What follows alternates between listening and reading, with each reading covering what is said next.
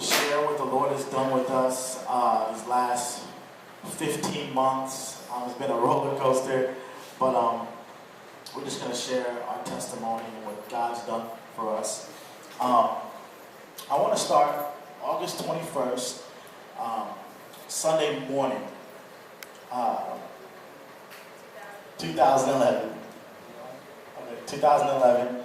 And I was at the International House of Prayer. If you guys don't know what International House of Prayer is, it's a 24/7 worship and prayer missions base. 24 hours a day, 7 days a week. Incense arises from that place, and I've been a part of that place for about 4 years now. And I was sitting in a service, and Billy Humphrey was speaking. And I remember just kind of like having this vision, just like it was so weird. I remember looking up and being like, I actually saw myself actually in front of Victory World Church helping a lady out. I'm just like, what in the world? And I pushed her out of the way of getting hit by a car. And I come out of it and I'm like, man, I just had this weird vision, like, this is so weird. And I tell her, she's like, whoa. It's like, I'm talking about that. I don't want to hear anything about that. And so I just like, oh, maybe it was just me. And so fast forward Sunday night, was when 212 had Sunday night youth services. They don't anymore, but they had it Sunday night. And I remember the worship being just amazing. Like the Lord was there, and it was so precious. And we get done. We're talking to everybody, high-fiving everybody, and I leave. Me and my wife, or not my wife at the time, my fiance at the time, we would leave, and we're driving up the street in a little Honda Civic, and I remember seeing two guys. One was at the front, guiding the wheel, and another was at the back, and it was a broke-down SUV. And I remember thinking, oh my gosh, like these guys they're kind of like on the side in the road. I remember thinking, man, like, what do I do? And I remember the Lord saying, just get out and help. I just remember it so clear. I usually don't like do that. I usually don't get out and mess around on the side of the road, just like. But I really felt something different about this. Like I really, really did. And so I get out. I'm like, babe, I'll be right back. I'll be right back. And what were you saying? I told him not to get out of the car. I was like, don't get out of the car, you're gonna get hit. And then he just left out the car. I didn't even know he even left. He just left. So that's what happened. And then I was out, and I'm running up. I run so fast, and I kind of like appear next to this guy. His name is Ten. He's an Asian guy, and he was like, "Whoa!" And I'm just like, "Man, let's just push this car to the gas station." If any of you know who go to Victory, it was right on Brook Hollow. And there was a Quick Trip right there, so we were pushing the car to the Quick Trip. And so I get down real low, and I'm like, let's go. So we're pushing, and it was awesome because we were pushing it so fast. And I remember hearing this voice say, turn around. Like, I didn't hear any screeching tires or see any lights. And I stood up, and I turn around, and I see this car just barreling at me. And I'm like, and so my reaction was jump up like that, almost like you're doing a layup. If you jump off your right foot, your left foot goes first. And so I jumped up, and the car hits me, and immediately I'm pinned in between the car that I was pushing and the car that hit me. And I'm between the cars, and oh man, it was so painful. It was so painful. It was almost like it was so painful I couldn't even scream out.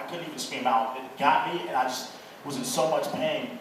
And I remember bending over on the hood, and Victoria actually was trying to roll down windows, and she was trying to say, Caleb, watch out.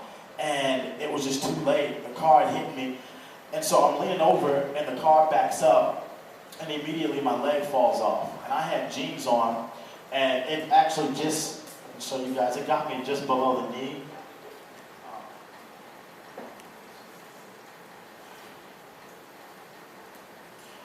So if you see it, it just got me below the knee, and there was no point in saving my leg. It was done. But I remember falling to the ground, and Victoria comes running up, and she's so amazing. she like wraps me in her arms and gives me a kiss on the cheek, and she's like, Caleb, focus on Jesus. Focus on Jesus. And I actually bled out 40% of my blood just from my leg.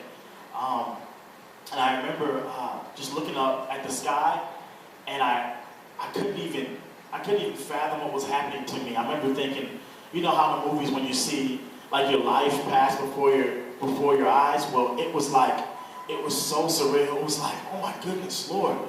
Okay, I'm a kid, all right, I'm in high school, and then it was like that night. It was just all so fast, and all these details passed before my life, and I'm just like, Lord, like in desperation, I'm like, God help me, God help me, God help me, Jesus help me. And then all of a sudden, I'm just like, whoa, hold on, I'm not dead, I'm not dead.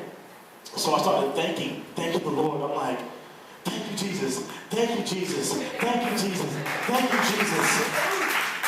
And I remember being in so much pain, and Victoria, she was just so awesome. She was like, Caleb, focus on the Lord, focus on Jesus, focus on Jesus. She was so calm.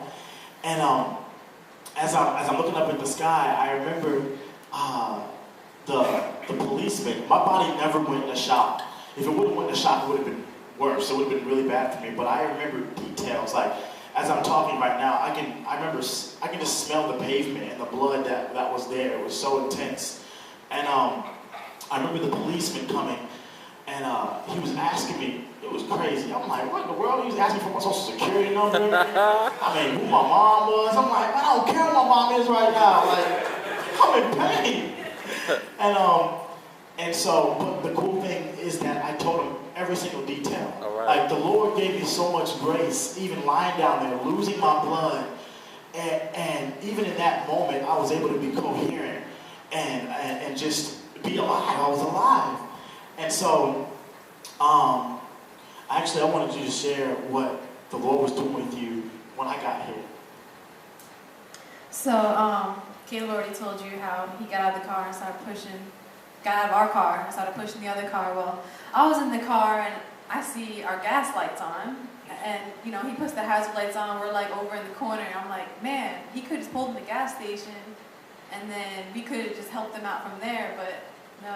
So I was like, man, we're gonna get stuck too. So I'm kind of like freaking out, and he's in the road pushing the car, and so I just feel this uneasiness in me.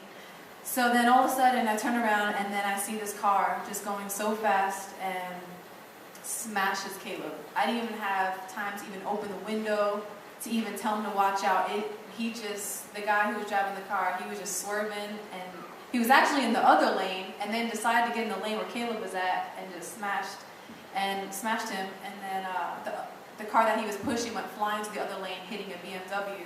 That's how hard the car was going.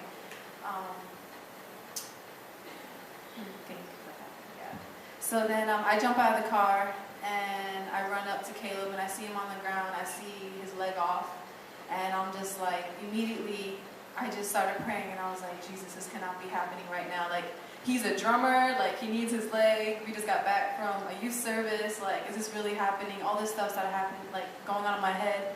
And the Lord brought me back to remembrance the scripture verse I was memorizing all summer and just pondering on. Colossians 3:1, set your mind on things above, not on earthly things. And as soon as I see all this chaos, I see blood, I see everything, and the Lord's like, set your mind on me. You know, like, just set your mind on me. So immediately I'm like, Caleb, focus on Jesus, focus on Jesus. Just focus on the Lord right now. He's the only one who can help you and give you grace. And then I got to calling the police and everything, and they all came. And okay, so the ambulance finally came, and they put him in the stretcher, and that was probably the worst part of the whole thing, I think, because I've never heard him scream that loud ever before, because his other leg was shattered, and the other one, you know. So they put him in the stretcher, and he was just screaming so loud, it was just so scary, and immediately, like, fear came into my heart, and I was just shaking. Like, that's when it started hitting me that this was all really happening. So he leaves in the ambulance, and they wouldn't let me go with him. So they're like Victoria, like, what's your name, Victoria? What happened? Where's the guy who hit Caleb? And I'm like, I don't know. I just saw him back up for courtesy. I thought he was giving Caleb space with the car. And they're like, well, the car is in the woods and the door's wide open and we think he's gone. So now it's like a crime scene. So I was like, man. So they made me stay there for like 2 hours while Caleb was in the hospital, not knowing if he was dead or alive. And then we stayed there and write out this police report and all this stuff. And it was just me and no one else. I was just wishing somebody from Victory would just pass by and just comfort me. But, you know. And so I was just like thinking all these things. And then I was like, you know what, Lord, I just need to feel you. So I just laid down on the grass. And when you just feel scared and you feel just, I don't know, you just feel this intense fear or whatever, I was just talking to the Lord. I was like, Lord, I just need to feel you right now. I just need to feel you. I just need to trust you in this situation. And I actually felt the Lord come upon me from the side of the Quick Trip, laying on the grass, and I felt him come upon me, and I just felt his peace and his presence. I felt his mercy and his grace, and it was just such a blessing. I was like, wow, you know. And then that was my side on that situation. So we can go. Yeah, when the paramedics picked me up, I felt like my bones literally dropped. Like that was, besides the car hitting me, them picking me up, I didn't have a leg, and my right leg was like spaghetti. So when they picked me up, I just like screamed out. I mean, it was so painful. I was like, man, get some drugs in me, please, because this drug is painful. And I remember being in the ambulance, and it's the bright lights, and the guys, the way they were looking at me they were horrified. It was just like they didn't even know what to do. And when I see them looking like that to me, I'm just like, man, y'all supposed to know what y'all doing. Man, it must be bad if y'all looking at me like that. So I just remember again, just like my wife was saying, just like, okay, set my mind on things above, not on earthly things. Set my mind on things above, not on earthly things. I remember just saying, Jesus, Jesus, Jesus. You don't have to know all the intense scriptures and theological words. All you need to know is the name of Jesus. All right. Thank you, Jesus. And I was in the ambulance, and it was such a bumpy ride. They take me to the hospital, and I remember getting out. Them taking me out. And they pulled me to this room, and the first thing they had to do was all the intense things I had to do, like put a catheter in me and check vitals and all this stuff. And I won't go into detail, but they really, really, really messed me up with the catheter situation. And it was so bad that they actually had to go a different route with the catheter through my, basically like through my abdomen.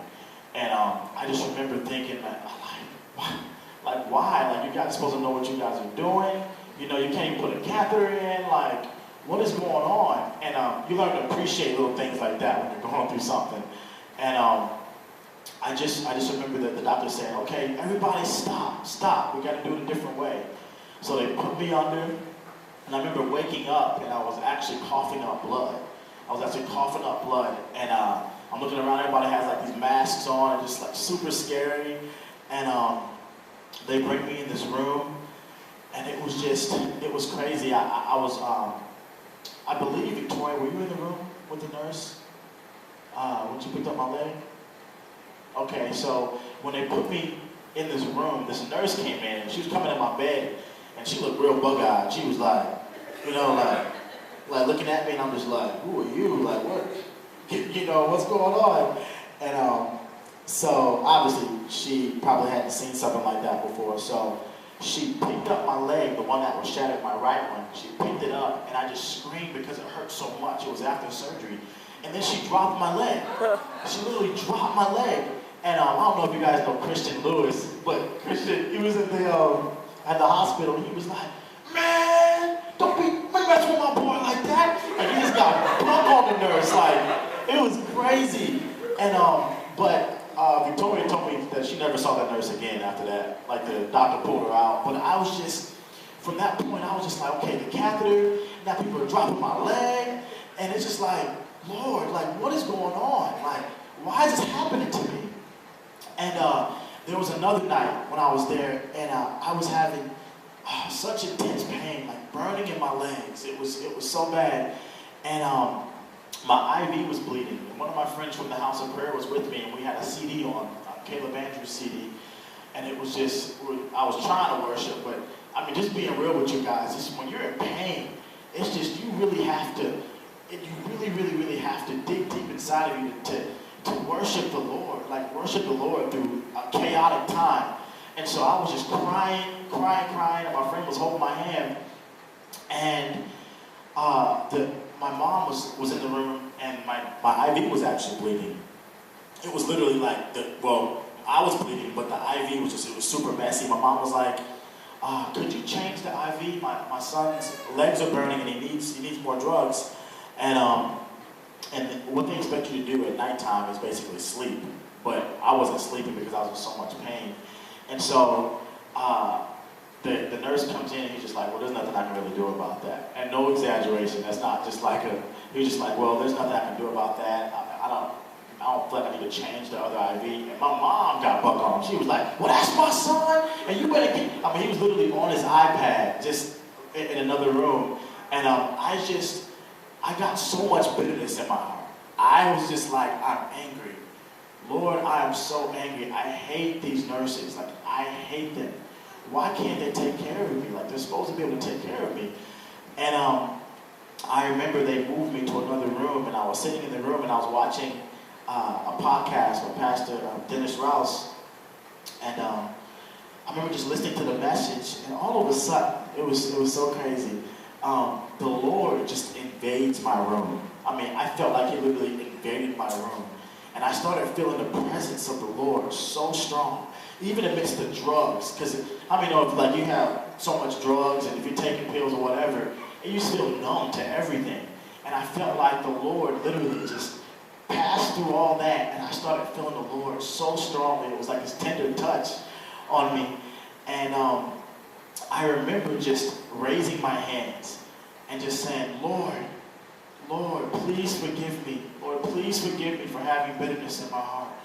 Lord, please forgive me. I remember my friends being in the room, and they were crying. It was just like, you really felt His touch. It was so strong in the room. And I remember I was screaming, and I bet you the nurses were just like, this guy's on drugs. I don't know why he's screaming, but I just remember raising my hands and saying, Lord, I just bless the nurses, God. Whatever baggage they're coming in with, Lord, that you just break it off them so they can take care of us, take care of the patients better. And I remember just praising the Lord, worshiping the Lord. And my friends, they were actually part of the House of Prayer. They were like, man, the Lord is here. I don't even want to go back to the House of Prayer. We can have a prayer meeting in here. And it was so true. It was so amazing. And they moved me to another room. And it was just really, really intense. And I eventually come out of ICU and then the other rooms. And Yeah, he was in there they said he was going to be in there for 2 weeks, and he got out in 1 week in ICU. And they were like, he's ready for rehabilitation. So it was like the Lord was, like, everybody was praying, and the Lord was like progressing his progress and healing. And they said you're supposed to be in rehabilitation for 1 month, and you got out in 2 weeks. Because just how you're progressing. It's how I was progressing. It was the Lord. It was the prayer of the saints. Like, everybody was praying for me. Prayer really works. I just thank God for that. I remember, actually, I had a complication with my knee, and it was infected. And where the car hit me, it took my leg, but it left it damaged. It left it mangled. And so... It was 17 inches. His wound was like 17 inches big. It was bad. It was yellow. It was pusting. It was really, really nasty. And the doctors were like, Caleb, we're going to have to take your knee. And I was like, no. I know my God. I want to keep my knee. If I can keep as much as possible, please let me keep that. And they kept talking down to me. It was like no bedside manners. They're like, no, we're going to take your knee. Like, the first time I saw my leg was when the nurses came in. And I woke up out of my sleep, and they were unwrapping it. That was the first time I saw it. And it was just like, it was so traumatic to me because I had never seen my leg since that night. And so I was just like, Lord, like, what is going on? And they were talking about they were going to take my knee. And they never did. They never took my knee. I actually got to keep my knee. Praise the Lord. And I actually, thank you, Jesus. Thank you, Lord. And I I get home, and now I have to deal with the reality that I don't have my leg. Like I don't have my leg, and everything is super hard. Victoria is changing my womb. We're not even married yet. Like, we're not married. We got engaged in July. The accident happened in August, and we were planning on getting married in February. We didn't know if we were going to get married because of what happened. I didn't know she was going to stay with me. Like, man, I got one leg. She's definitely done. She's done with me. And but she stayed there. She stayed there. And every day, thank you, Jesus. I just thank God for my wife. Amen. Thank you, Jesus.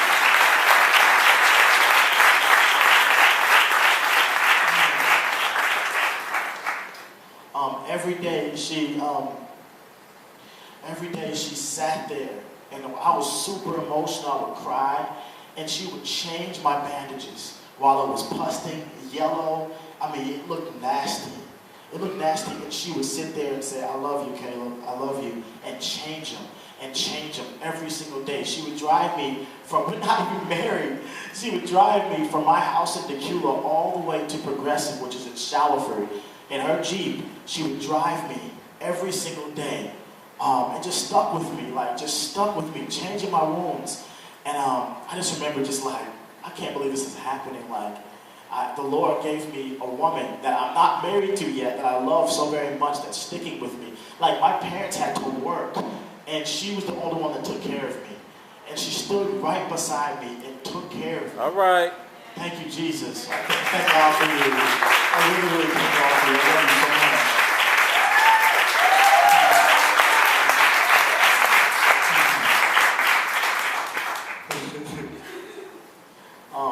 You're such a crybaby.